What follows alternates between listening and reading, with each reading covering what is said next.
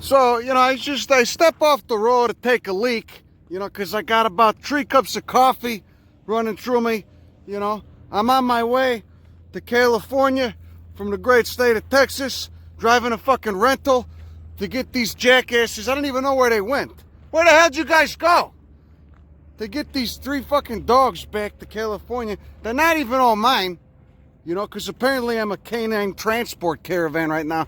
And then I'm taking a leak and I look at this and I see one of my favorite plants of the Sonoran Desert. It's a member of the Crucifixion and it's in the genus Castela. This is Castela emoryi, also known as the Crucifixion Thorn. And you can see why they call it that, because when the branches, well, basically when it's fully mature, it has absolutely no leaves at all and just photosynthesizes through its stems. There you go. There's a young one, probably 10 years old. You know what? What is your problem? Come here. Hey, listen to me. Can you just chill out? You're bumming everybody out. You're bumming your goddamn grandpa. You're bumming everybody out. Just settle down. All right? Just settle down. All right? So anyway, there you go. There's this guy right here. Unfortunately, is the Sahara mustard, Brassica. It's got those very scabrous leaves, warty. Papillose and then scabbard. They got kind of a texture of sandpaper with all those little irritating hairs over them. This guy over here, Pectus peposa, member of the marigold tribe, smells real nice. It's an annual. Oh yeah, you just touch it with your hands a little bit, and you hold your hands up to your nose, and you could smell those powerful resins that all of the marigold tribe Tegidiae has. It's an entirely new world that is a tribe of the Americas on the west side of the Atlantic. Look at the leaves, linear, and then of course it doesn't have no woody stem because it's an annual. It just comes back every year. So there you go, Castela emoryi. The genus Castela has got quite a few members in it. There's 2 species in Texas, quite a bit more in Mexico. It likes the hot areas. It's basically a subtropical. It's at the lower latitudes. But here in the Sonoran Desert, this species, emoryi, is doing quite well. You go to the Mojave, you got a couple remnant populations there. They're pretty sporadic. They can be hard to find. I think it's listed as a rare plant by the Native Plant Society in California. But I love it. I mean, it's the epitome of adaptation. It's just a brutal fucking... I cut a branch off one, a small branch, threw it in my bathroom. Then I get stabbed. Everybody comes over my house, gets stabbed anytime they go to the bathroom. I go use the bathroom. You just hear a loud ouch and a scream emanating from the bathroom, which is pretty funny. But here you can see the fruits. See, it's got these kind of like world fruits. And I just anyway, the branch, they hold. I mean, it kept its color for about 3 or 4 years. It finally turned a color like that. But I mean, it's a fantastic plant. You get up there, get up close, look at the bark. Oh, look at those nice patterns on that. Look at the nice gray and green. I mean, it's aesthetically pleasing too, but then of course you have the fact it's just a mean fuck. In the most lovely and charming of ways. And it's actually been, let's take a look at the fruits again. Because you gotta wonder what disperses these. Is it birds? It's been theorized before that the disperser of these is a long extinct member of the mammalian megafauna that got knocked out about 10,000, 12,000 years ago. Probably is a byproduct of human expansion. Could you guys just come over here? Hey, you know what? She doesn't want to be hassled. Get over here. He's getting fucking dosed when we get back. I swear to God. He's got the biggest CBD oil dose coming to him. He's going to be laid out prostrate. Dog Xanax! Hey, get over here. No discipline whatsoever. He's just... Anyway, whatever.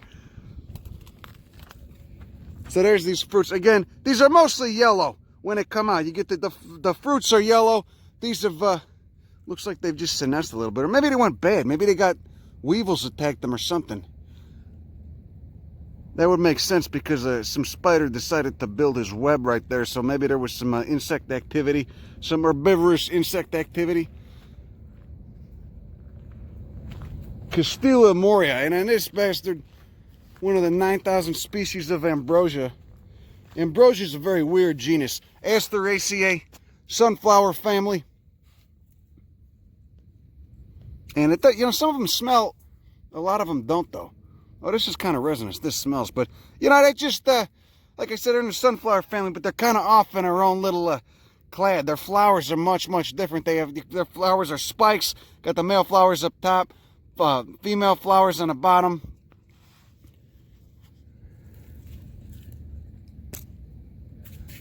Here's another one, Ambrosia ambrosiioides. An ambrosia that looks like an ambrosia. What a creative name. That you see throughout southern Arizona. It's got much bigger leaves. You find it growing in washes a bunch. Maybe we'll come up on it. You, of course, got your Lurea tridentata, your Creosote Bush, Zygophyllaceae. A lot of diversity among these in South America. And I think it's believed that that South America is where this species came from. You know, the center of diversity for the genus, and maybe even for the family, is down in South America. But you get Fagonia, you get Lurea, quite a few interesting members of the Zygophyllaceae. Oh, we got a Calstromia back there. I'll show you that in a minute. You know, when cat people say, I don't like dogs, this is the type of dog they're talking about. Just, I mean, he's utterly lovable, but he's also utterly obnoxious and just, you know, he's just bumming all of us. I love him to death, but he's stressing all of us out, you know. The collective blood pressure meter among all of us, you know, i.e. me and the other two dogs in the car, is just going through the roof. I mean, the fucking dog doesn't listen. He's all over. That's what I'm talking about, doggy Xanax, you know. You get some of the CBD, just lay his ass out for 6 hours. But then he's good when you want to go run around the lake at 3 in the morning, you know, after you had 3 cups of coffee at midnight and can't sleep. Anyway, so there you go.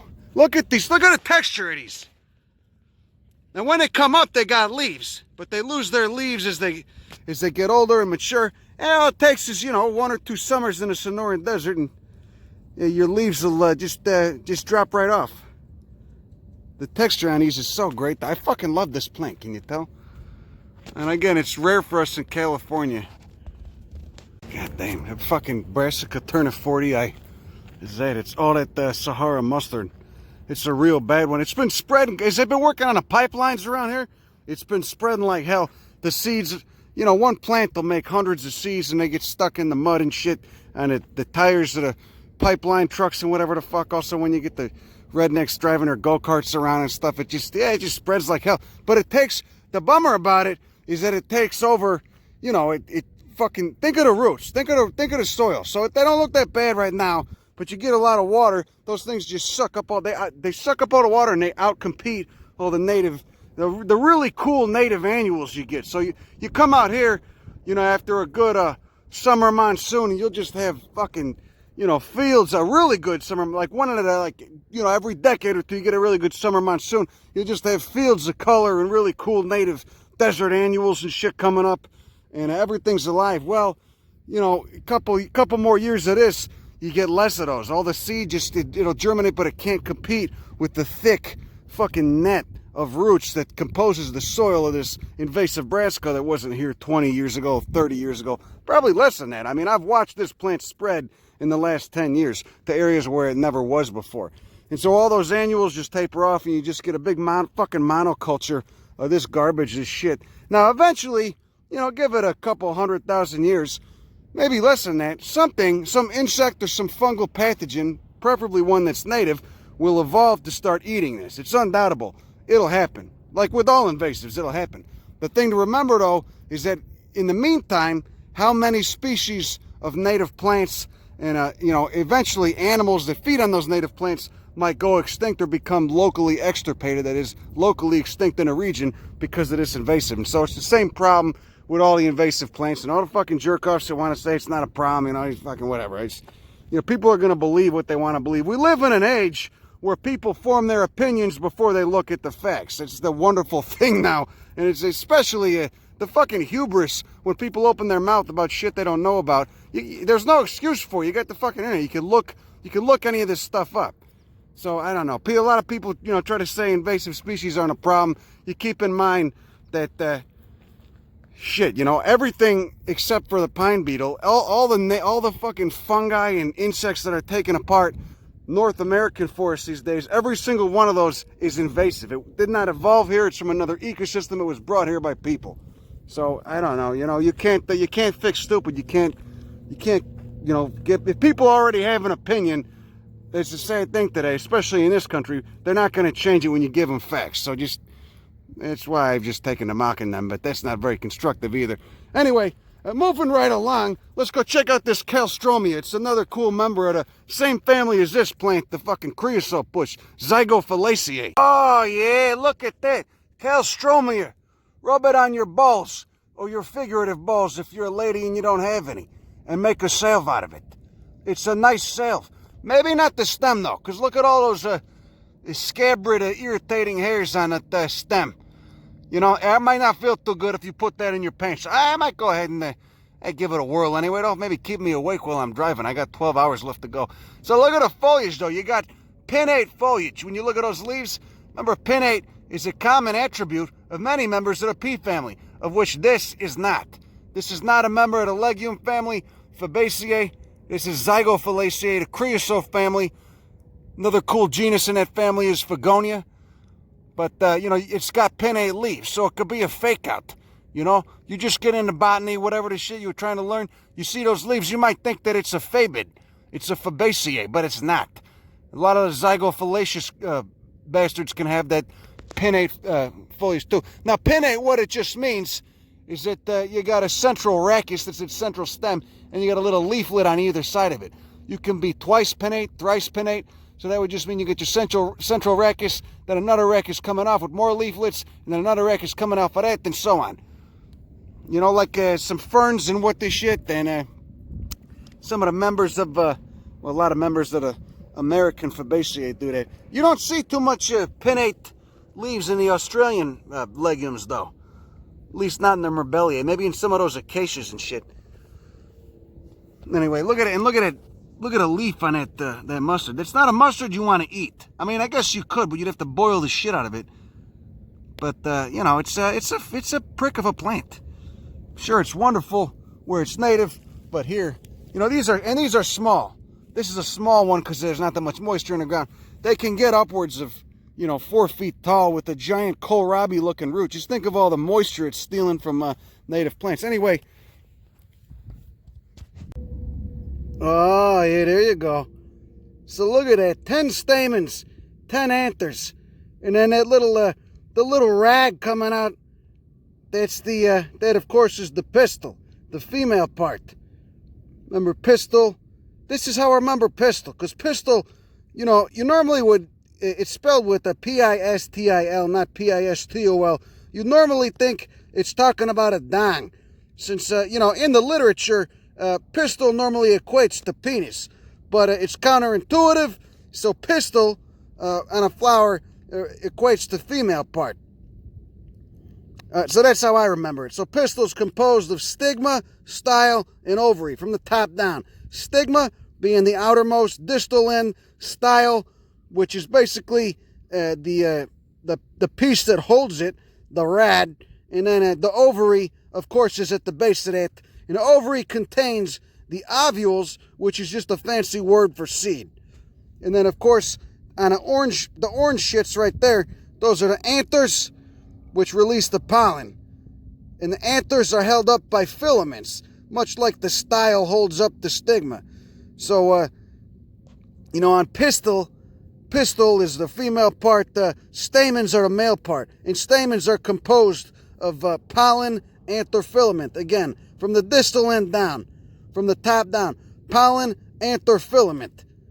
Again, and then the pistil again is stigma, style, ovary. There you go. There's Tony Santoro's banger intro to the fucking sexy parts of a flower. I don't say I didn't teach you nothing. I just like to curse a lot. I do like to curse a lot, but whatever the shit. Let's look at it. See those hairs, though. Look at the hairs. What purpose you think those serve?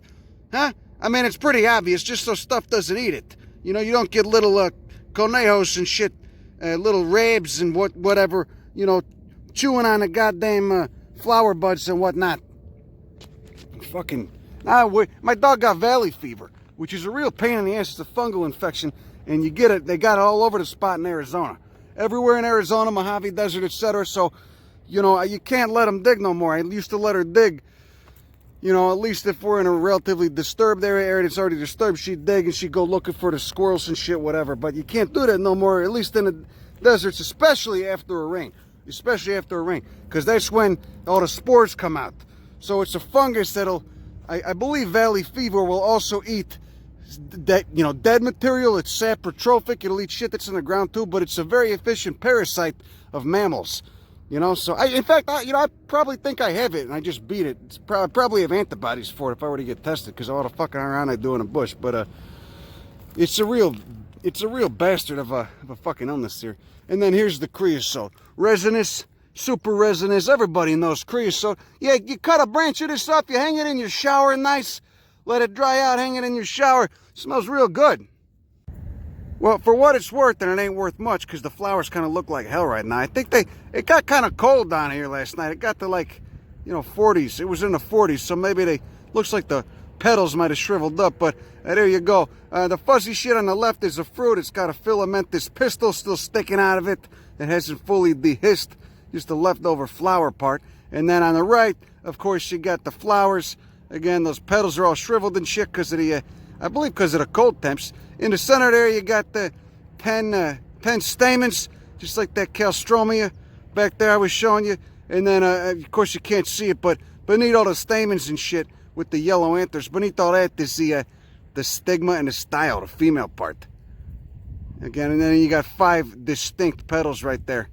So, anyway, this is Loria tridentata, and it's presumed, I believe, you know, when they looked at the DNA, to do molecular phylogenetics and whatnot, see what species is most closely related to, they came out showing that it was most closely related to a species in South America in the deserts down there called Loria divaricata. You know, so who knows when this actually arrived in North America, but obviously the epicenter of diversity where the genus originated was down in South America, and then at some point there was a dispersal event, and I believe you know, there's only 1 or 2 dispersal events, or maybe it was only 1. So it got brought up here either by a bird or, you know, more improbably just by range expansion. But I guess it would be unlikely it would survive, you know, just the hot, humid equator. Anyway, it was brought up here probably by a mammal or a bird. One of the seeds was, and then it just blew up. It just showed very successful in this desert environment of North America. And now you get it all the way from California through Arizona, New Mexico, Texas, and then down on into Mexico. You get in Baja California. I mean, creosote's fucking everywhere.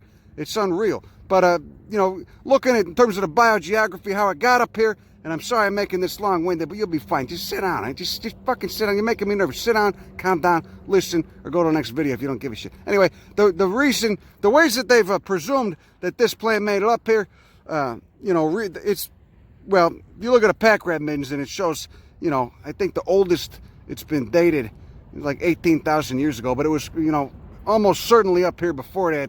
I don't know if there's any fossils around, but you know, another way to look at that, of course, in terms of determining when its arrival to this area is going to the molecular clock, which is just taking the DNA barcode of this species, tridentata, and comparing it to the divaricata and the other 4 or 5 species in South America that it's related to, and then it's just seeing how different you know, the DNA barcode is, you know. And the molecular clock, basically, I don't really like it that much. I guess it works, but the whole presumption behind it is that things mutate at a stable rate. So those 4 letters of DNA, A, T, C, G, will mutate at a relatively stable rate. So if you compare 2 species, you could basically work out the mutations, how many mutations they've had, how many of those letters have been swapped, depending on what part of the DNA you're looking at, which intron, extron, whatever the fuck, and basically figure out, just take a guess, it's still just a guess, when the 2 species diverged.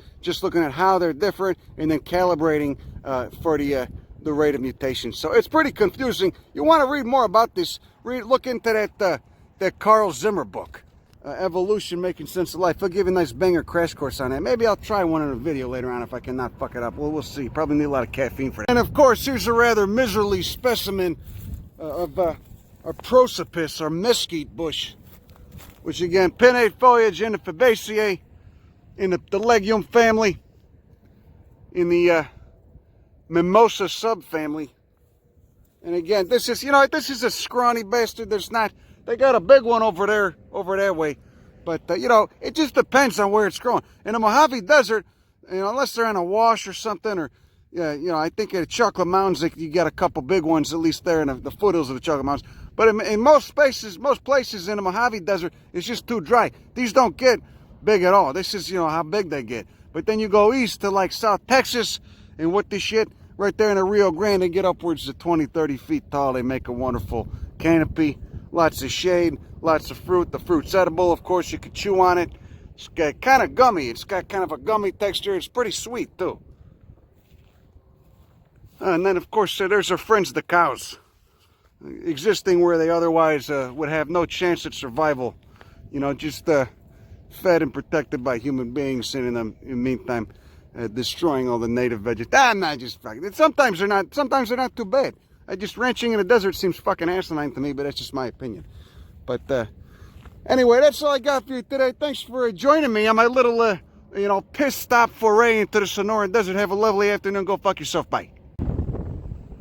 So, continuing on with our piss stop botany tour, I bring you to the depraved Carl's Jr. parking lot, where I got out to take a leak, and then I'm looking on the ground, and I see what turns out to be a very wonderful species of eriogonum. It's one of the wild buckwheats, and here it is. Oh, by the way, I'm in beautiful Quartzite, Arizona, which, you know, you'd be hard-pressed to find many members of this town that are under the age of 65, don't believe in conspiracy theories, and don't collect gems and minerals. It's a kind of an odd demographic here, but I appreciate it. They got a nice pizza place down there, and then they got a bookstore run by an aging Jewish man who doesn't wear any clothes and wears a sock on his cock. Paulie, I think, is his name. Wonderful man. He's got a thick New York accent too. Anyway, here's a species of eriogonum I'm showing you. You could see easily you could easily just walk over it and not pay any attention to it. It's just some green bullshit on the ground. But then when you get a little closer, you could see it's actually a pretty fucking weird and marvelous plant. The genus Eriogonum has hundreds of species in it. It's very successful in Western North America. But let's get up close and look at these tiny flowers. Polygonaceae is the family here. And there's a lot of annuals in this genus. And they're very successful in the Western North American deserts. And the interesting thing about it is you could see, I mean, this whole, look at this thing. It's basically got this netted pattern, this netted branching pattern, this kind of reticulate branching. I mean, it's fucking, you know, I love these things, you know, but also they're very hard to tell which species it is. I mean, you basically got to give the flowers a rectal exam. Each one of these tiny flowers, you got to get up there, you got to see if it's got an involucre, what the involucre looks like, what the stipe or the stipe-like base looks like. You end up just going into this whole wormhole of words and shit that just confuses the hell out of you and doesn't make much sense. I mean, you really, you know, I guess if you took some Adderall and sat down, you know, for a couple hours, you could figure it out. But, you know, for me, at least, I haven't fucked with this genus yet because I'm not ready to lose my mind. And, you know, my insurance only allows me such a deductible for copay that I think, you know, I probably would, if I started studying eriogonum, I'd blow through the, whatever their limit is on visits per year. So I don't think my insurance would cover the therapy I'd need to get in this. But anyway, that aside, look at the color on it. You got nice green, glabrous branches on this particular species, and then just hundreds of tiny little pink flowers. And you know, you could see they're down all in the dish. They're everywhere. They're fucking all over the place. You know, just on the side of the road of a crappy Carl's Jr. Just typical, you know, landscape of American depression and slow death. And what you could call the slow death of fast food. And there's still just a little bit of the native veg here. The native vegetation, you know, beautiful and just kind of, you know, I just bring it back down a little bit, you know. I don't know. There you go, eriogonum, Piss Stop Botany Tour number 5. Go fuck yourself. See, what I tell you, the amount of geriatric-rockhounds in this goddamn town is unfathomable, you know? And God bless them, huh? Huh? A lot of methods in this town, too. What a weird fucking... Anyway, here's another wonderful desert plant. This one a perennial. This is Senna, and this is Senna Covicii. You can, oh, it smells pretty good too. I've got a nice whiff of something, and it's not that diesel that just blew in my face from that fucking truck. There's the legumes. Of course, it's Fabaceae. And then here, let's get up close. Let's take a look at one of these little flowers. You get up close, look at the flowers on the Sennas. Of course, it's supposed to have 10 stamens, but again, some of those stamens have been reduced to sterile stamens. They're just staminodes. I think I'm only counting about 7 fertile stamens. That is 7 anthers. Remember, on the stamens, you get the pollen anther filament, 7 anthers. And then if you were to remove those, you'd find the 3 staminodes at the base. Just basically aborted sterile stamens. Aborted male sexy parts. Oh God, it smells good too. Got the nice pinnate foliage right there.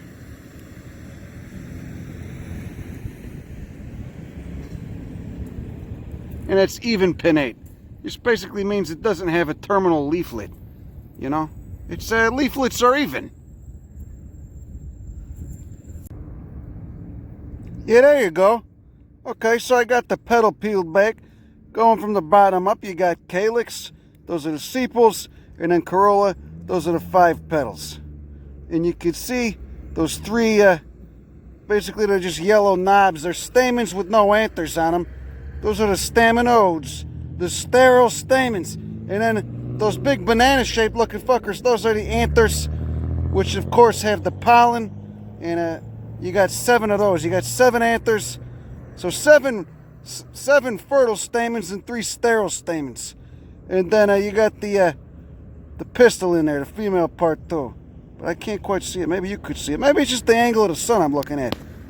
Anyway, you gotta get your hand lens, or you could just get a nice phone that gets up close, whatever the shit. Again, Senna Coviceae. Smells wonderful. Important desert legume. There's the unripe fruits. There's the ripe ones. You can see they split open. They dehisce. They dump all their little seeds out. Seeds probably need some scarification, either abrasion by tumbling in the desert wash, or just time. Anyway, I'll bring you to all the nastiest places. You like it when it's nasty? I'll bring you to the nasty fucking gutters and shit where you got the meth pipes and the fucking trucker piss jugs. I'll bring you wherever you want to go, the America West. I'll take you out there, you know. I'll show you the ugly shit. I'll show you the beautiful shit. Hopefully some more beautiful shit than the ugly shit. Though there is a lot of ugly shit. Let's go check out this dumpster over here, huh? And there you go. Look at all the trash. Real nice trash. Just like it. I like it. Bring on the ugliness. Jesus Christ. You know, I think that's just the Chicago in me. You know, you end up liking conflict after a while. Anyway, here's Encilia frutescens. Okay, and this is notable for the genus Encilia, as it's one of the few discoid flowers. It just is. It doesn't have any rays. You can see the phyllaries right there, nice. And then the leaflets. Remember, you got one flower. This is something to pay attention to with Encilia. You got 1 flower per involucre. You know, so you got not involucre, excuse me, 1 flower per 1 inflorescence, you know. So, you know, as opposed to having a cluster of flowers at the top of this peduncle, you know, you've only got 1. So you got Encilia frutescens, Encilia farinosa, Encilia californica, quite a few species of Encilia in the deserts in California and Arizona. So just, you know, tune out the sounds of squealing brakes and truck engines and my obnoxious ass and, you know, whatever the fuck you hear in the background. Just focus on that nice assemblage of hundreds of tiny flowers. If you don't love Ariagonum, you're an asshole. You know, if you live anywhere in the western United States, you should at least know what the fuck it is. Because this genus is everywhere. You'll encounter it wherever you go. What a fucking beaut.